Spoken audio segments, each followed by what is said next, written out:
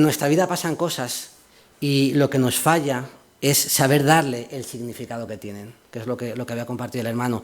A veces pasan cosas que no entendemos, pero tenemos que buscar, porque a veces tienen una explicación, a veces tienen algo que nos reta a nosotros. Amós 4:6 dice: hice que pasaran hambre en cada ciudad y que hubiera hambruna en cada pueblo. Entonces fíjate, un pueblo con hambre, un pueblo con hambruna, en todos los pueblos había hambre. Pero aún así, ustedes no se volvieron a mí. Entonces tú desde fuera hubieras visto, no tenemos comida y vamos a trabajar más, o vamos a cambiar la semilla, o vamos a negociar de otra forma. No, el Señor está diciendo, yo estoy enviando esto para que os volváis a mí. Entonces la naturaleza se sujeta a lo que Dios quiere. La naturaleza se sujeta a los propósitos de Dios. Es obvio, pero tantas veces somos incapaces de verlo. Y versículo 7, y yo detuve la lluvia cuando sus cosechas más lo necesitaban. Y qué casualidad que justo en la época que necesitamos la lluvia, no llueve. Y entonces algunos decían mala suerte. Pero entonces llega el profeta y dice, no, es que ustedes no se volvieron a mí. Versículo 9, arruiné sus cultivos y sus viñedos con plaga y moho, y la langosta devoró todas sus higueras, todos sus olivos, pero aún así no se volvieron a mí. Y sigue, les mandé plagas como las que envié sobre Egipto hace tiempo, maté a sus jóvenes en la guerra, llevé lejos a todos sus caballos, el hedor de la muerte llenó el aire, pero aún así ustedes no se volvieron a mí. Destruí algunas de sus ciudades, así como destruí Sodoma y Gomorra. Ustedes que sobrevivieron parecían tizones rescatados del fuego, pero aún así no se volvieron a mí. Y con esto traigo una reflexión para todos, que hay tantas veces que somos como incapaces de ver lo que está pasando en nuestra vida. Y hay veces que el Señor nos está mandando señales, tal vez por medio del fruto, tal vez por medio de la cosecha, tal vez por medio de lo que le pasa a nuestro cuerpo, de muchas formas, y nosotros no reaccionamos, porque lo que el Señor quiere es que nos volvamos a Él. Y como contrapartida, la Biblia habla muchísimo también de la bendición. Y dice el libro de Oseas, pasaje precioso. El de antes también, pero el de antes es como que no nos gusta porque es como, no quiero vivir eso. Y este es como que nos gusta, pero los dos son verdad. Y dice que va a haber un tiempo donde el pueblo va a reencontrarse con el Señor. Y dice que en aquel día yo responderé, dice el Señor. Responderé a los cielos. Pero claro, cuando el Señor responde a los cielos responden a la tierra. Y eso es lo que llamamos lluvia. ¿Vale? Y uno dice, qué casualidad, qué bien que ha llovido. No, es que el Señor ha mandado a los cielos responden a la tierra, parece obvio, y la tierra responde al trigo, al vino y al aceite. Así es sencillo. Y dice que ellos responderán a Jezreel, que era un valle que estaba en el norte, pero que significa esto, Dios siembra. Y claro, yo te hago una pregunta, es, si Dios siembra, ¿no va a cosechar? Si Dios planta, ¿crees que la planta se va a quedar sin fruto? Y esto es un poco para nosotros, ¿no? Pensando en lo que pasó en la cruz, el Señor trajo la restauración y el Señor quiere traer nuestra restauración. ¿Sabéis que el Señor puso límites al mar? ¿Sabéis que el Señor detuvo la tormenta? Todo está en su mano. Claro, entonces la pregunta, Jorge, es ¿por qué me pasan tantas cosas malas? Y eso es, ¿sabes? Quiero que hoy pensemos en esto, ¿no? Porque a veces nos pasan cosas malas y no tengo una respuesta, pero tengo 5. Y que pensemos, ¿no? Y ¿me perdonáis hoy o no me perdonáis? Pero pienso un poquito más en la parte económica hoy, pensando en el fruto, en la tierra, en la naturaleza, en cómo, en la economía, ¿no? Y mira, ¿por qué nuestro esfuerzo no tiene fruto? Y algunos piensan que es casualidad o que lo hago todo muy bien. No. De verdad, creemos en la bendición de Dios y creemos en cómo operan determinadas leyes y cómo la cruz también tiene un efecto en todas esas leyes de la naturaleza y de la economía. Mira, lo que hemos leído, tienes que volverte a Él. Hay veces que el Señor te está mandando señales, Y qué tristeza si nosotros nos pasamos toda la vida viviendo en la escasez. Hablo de todos los niveles, hablo del económico, pero hablo en todos los niveles. ¿Por qué no nos volvemos a Dios? ¿Por qué no nos volvemos a Dios? No siempre es esto, no siempre es el tema. Hay otras veces que son pruebas. Y aquí nos acordamos de la historia de Job, era súper rico y de pronto perdió todo. Pero en todo ello su fe fue depurada. Y esto nos lleva a otra explicación, y es que tantas veces el propósito no es que nosotros seamos ricos, felices, sanos. El propósito es que seamos más a la imagen de Jesús. Entonces Job era un creyente, sí, pero después de todo su proceso, él era un poquito más a la imagen de Jesús. Dice que de oídas te había oído, mas ahora mis ojos te ven. Otras veces necesitamos aprender satisfacción, y esto es una virtud de la vida. Y pienso en la historia de Juan el Bautista. Sabéis que Jesús le dijo, ¿qué salisteis a buscar al desierto? Porque los que llevan ropas delicadas están en los palacios. Pero hay veces que nosotros podemos vivir con poco y tremendamente felices. Y hay gente que tiene todo y es tremendamente infeliz. ¿Por qué? Porque lo que tienes no es lo que te da la felicidad, sino el gozo que el Señor nos da. Otras veces se me ocurría es que tenemos que simplemente que orar. Y el Señor nos mandó cuando estuvo en la tierra, nos enseñó a decir así, danos hoy el pan de cada día. Y hay veces que simplemente tenemos que ejercitar nuestra fe. Danos hoy el pan de cada día. Y la última respuesta que te pongo es que a veces no hay una explicación. Vivimos en un mundo caído y el Señor va a hacer nuevas todas las cosas, pero no siempre lo va a hacer aquí en esa tierra. Entonces tenemos que esperar a que el Señor traiga su restauración y traiga esas cosas nuevas. Primera cosa, la cruz desempeña una función cósmica. Así, con toda la naturaleza. La segunda cosa que sucedió, y esta es la típica de la teología reformada, protestante, lo que nosotros creemos, que el Señor vino, como dice en su palabra, a dar su vida en rescate. Entonces el Señor vino para rescatar. Dice 1 Corintios 6:20, fuisteis comprados por precio. Entonces ese versículo lo recordamos muchas veces. Entonces, ves ahí una bolsita de dinero. Entonces el Señor puso un dinero. ¿Qué pasó? Que muchos, o durante mucho tiempo en la historia de la Iglesia, algunos pensaron que el precio se lo pagaba a Satanás, al diablo, ¿vale? Porque hay algunos versículos que lo vamos a ver más adelante. Pero el precio nunca se le paga a Satanás. Dios nunca tiene que negociar con el diablo y no tiene que llegar a ningún acuerdo.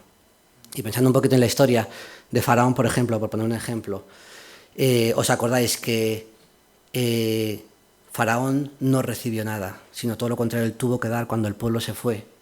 Pero aún así Dios dijo que el pueblo tenía que dar un rescate por los primogénitos. ¿Por qué? Porque Dios los había rescatado. Entonces, hay un rescate que da Dios, un rescate, una bolsita que se pone. Y la pregunta es, ¿por qué hay que pagar un rescate? Y esto creo que lo conocemos casi todos, pero tenemos que explicarlo porque es prácticamente el fundamento de nuestra fe. Y es que el hombre tiene cinco problemas, dijo alguien. 5 problemas tiene el hombre. 5 problemas. Y para recibir sanidad, necesita recibir sanidad de estos 5 problemas. Mira, primero, Satanás, el pecado, la muerte, la ley y la ira de Dios. Entonces, ¿os acordáis de la historia? El pecado entra en el mundo porque la serpiente antigua engañó a los hombres. Entonces Satanás engañó. Eso trajo el pecado. Y el pecado trajo la muerte. Lo sabemos todos. Y años más tarde vino la ley. Y entonces la ley decía cosas como no matarás, no robarás, no darás falso testimonio. ¿Qué es lo que pasa? Que todos nosotros, tarde o temprano, hemos incumplido algún principio. Y eso nos hace culpables de la ira de Dios. Entonces nuestro problema, y esto es Hay que entenderlo, pero es que nuestro problema es que somos culpables delante de Dios. Somos culpables delante de Dios. Dice Romanos 1:18 que la ira de Dios se revela desde el cielo contra toda impiedad e injusticia de los hombres. La ira de Dios se revela contra toda impiedad. Cada vez que tú y yo hemos hecho algo malo, la ira de Dios se revela contra nosotros. Entonces, ¿Dios es un Dios de amor? Sí. Dios es un Dios de justicia también. Dice que Él no puede pasar por alto la culpabilidad. Entonces, la ley nos acusa.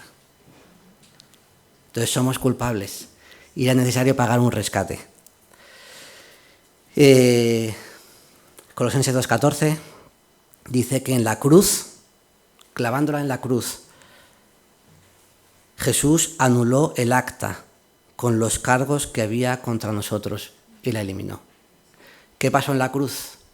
Que Jesús que anuló el acta que había contra nosotros. ¿Yo he hecho cosas malas? Sí. ¿Tengo un acta, una sentencia contra mí? Pues Jesús la anuló en la cruz. 1 Pedro 1:18 dice que el precio de su rescate no se pagó con cosas perecederas como el oro o la plata, sino con la sangre preciosa de Cristo, como de un cordero sin mancha y sin defecto. Déjame que te ponga un ejemplo sobre la ley. Porque la ley es buena, sí. La ley que dio Moisés era buena, sí.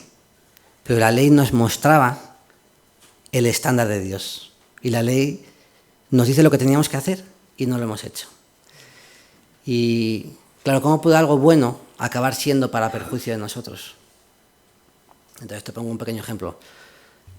De cuando yo salgo de viaje, me gusta dejar la casa limpia. En general también, pero cuando salgo de viaje dejo la casa limpia. Entonces, yo tengo un truco. No me hagáis caso, pero tengo un truco para limpiar. y es que en mi casa, por la mañana da mucho el sol. Entonces yo lo tengo estudiado. Que si barro por las mañanas, hay muchísimo polvo. Ahora, si barres por la noche, con la luz de ambiente, eso es lo mejor que hay. Eso, hermanos, no está pagado. Porque es como que... Y... ¿Sabes? Pasar la fregona porque ya no hay que barrer. Claro. El problema de la luz es que la luz enseña lo que hay. Y la ley es lámpara. Lámpara es a mis pies tu palabra y lumbrera mi camino. La ley nos alumbra, nos enseña y nos hace ver quiénes somos. Claro, si tú no conoces la ley, si tú no conoces lo que el Señor ha dicho, es como, vale, me funciona. Pero la luz nos hace ver nuestro pecado y nos hace ver que efectivamente somos culpables, que efectivamente necesitamos un castigo. Y entonces nos hace ver que Jesús pagó en la cruz, clavó, eliminó el acta que había contra nosotros. Dice que todo aquel que hace lo malo aborrece la luz, Juan 3:20. Todo aquel que hace lo malo aborrece la luz y no viene a la luz para que sus obras no sean descubiertas. Bueno, Jorge, estoy siguiendo aquí en los puntos que teníamos para hoy y le falta una cosa. Que murió en la cruz pero porque nos amó. Que nos amó, ¿no? Sí, faltaba eso. Estaba dando tica todo y me faltaba eso, hermano Jorge. Vale. Gracias. Me alegra que me hagas esa pregunta. Mira, esto es la teoría de la Reforma y fue postulada sobre todo por hombres de Dios, pero algunos de ellos habían estudiado Derecho. Entonces es una explicación muy jurídica, muy penal. Y entonces ahora vamos, gracias, con otra explicación, que es tal vez más válida, tal vez menos. Esto no se trata de decir que hay una de ellas que fuera solo cierta, sino que son todo aristas o lados de una misma salvación, lo que el Señor hizo en la cruz. Y indudablemente la cruz lo que hizo fue mostrar el amor de Dios. Claro, yo pensaba en en la teoría penal y digo yo, si fue necesario que Jesús muriera en la cruz, y fue necesario que Jesús muriera, ¿por qué tuvo que sufrir? ¿Porque hubiera valido solamente que muriera? Y claro, es entonces donde algunos, claro, si Jesús a lo mejor si hubiera tomado una pastilla, pues no hubiera sido lo mismo, ¿no? Entonces fijaos la imagen que nos traslada, la carta de sufrimiento que nos traslada el Señor como un acto de amor. Si tú piensas en alguien que está sufriendo una enfermedad y dices, jolín, me gustaría, aunque sea un ratito, tener yo su dolor para que esta persona pudiera salir un rato, hacer un viaje, hablar con alguien. Y es que la palabra dice eso, que Jesús llevó nuestras enfermedades. Jesús sufrió nuestros dolores. Isaías 53, lo conocéis bien. Primera de Pedro 2:24 dice que llevó él mismo nuestros pecados en su cuerpo. Entonces eso es lo que hizo Jesús. Al final no solamente morir en la cruz, pero él llevó lo que nos correspondía, nuestra enfermedad, nuestro dolor. Él llevó la traición de un amigo, de un discípulo. Él llevó la lucha espiritual. Todo eso él lo cargó, haciéndose semejante a nosotros. Y nos enseñó esto, que ninguno tiene mayor amor que este, que uno ponga su vida por sus amigos. Ninguno tiene mayor amor que este. ¿Cuál? Cuando tú pones tu vida por alguien. Y eso es lo que hizo Jesús. Él nos amó. Romanos 5:8 dice que Él mostró su amor para con nosotros en que murió cuando éramos pecadores. No murió por un amigo, sino que murió por alguien que era enemigo delante de Dios. Y también nos da ejemplo para nosotros. Juan 13:15, ejemplo os he dado para que como yo he hecho, también vosotros lo hagáis. Y Cristo padeció por nosotros dejándonos ejemplo. El amor de Dios entonces lo vemos y, como dice la palabra, nos impulsa, el amor de Dios nos constriñe, nos impulsa, nos lleva a decir, lo que ha hecho el Señor por nosotros, ¿no? Entonces, ¿qué pasó en la cruz? Pues que Jesús mostró su amor para con nosotros. Y la cuarta cosa, que Jesús vino en la cruz, y esto es lo que hablábamos al principio, vino para vencer y liberarnos. Y, bueno, conocéis los versículos, dice, yo he vencido al mundo, Juan 16, yo he vencido al mundo. Jesús vino, y parte de lo que hizo fue vencer al mundo. Entonces sabemos que estamos en el bando ganador. Dice Colosenses 1, dice que os ha librado de la potestad de las tinieblas. ¿Os ha librado de dónde? De la potestad de las tinieblas. Estábamos en la potestad de las tinieblas y os ha trasladado al reino de su amado Hijo, en quien tenemos redención, la liberación por su sangre. Entonces, en la sangre de Jesús podemos ser liberados de un lado a otro. 1 Juan 3:8, para esto apareció el Hijo de Dios, para deshacer las obras del diablo. Y el que he leído, Hebreos 2:14, dice que mediante la cruz destruyó al que tenía el imperio de la muerte, es decir, el diablo. Y de esta forma liberó a todos los que tenían temor a la muerte y estaban sujetos a servidumbre. Entonces, nos habla de una realidad que es que para tantos la muerte es como una espada ahí, de Damocles ahí, que está siempre sobre nosotros. Algunos incluso en determinados momentos de la vida la pueden ver más cerca y entonces empiezan a sentir miedo, servidumbre, temor. Pero el Señor lo que hizo fue venir para liberarnos de eso. Y cuando pensamos en batalla, no puedes pensar en una batalla física. Esto es un engaño, ¿eh? No hay una batalla física. Dios no tiene que luchar con el diablo en términos físicos. Si tú lees el libro de Apocalipsis, súper interesante, súper dramático, súper gráfico, y llega al final y dice que Dios vence. No hay una batalla como tal, pero la batalla es moral y es legal. es una batalla por nosotros. ¿Por qué?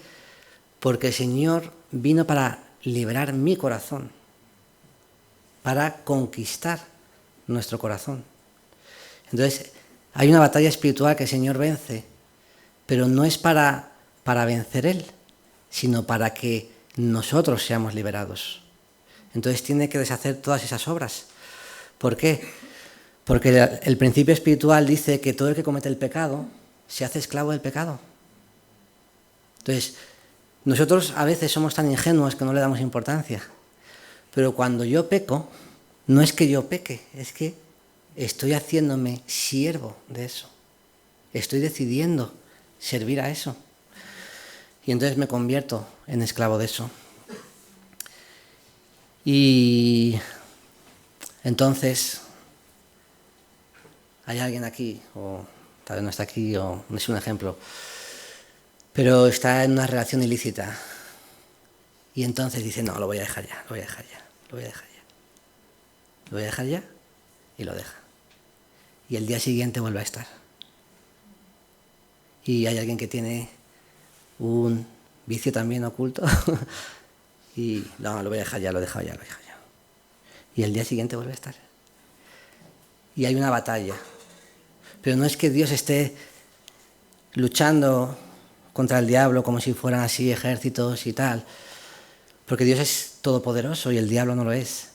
Pero nosotros somos débiles y nosotros necesitamos de alguien que venza por nosotros, que luche por nosotros y que venza. Dice el libro de Job que Job era un hombre justo y entonces el diablo trajo este argumento a Dios.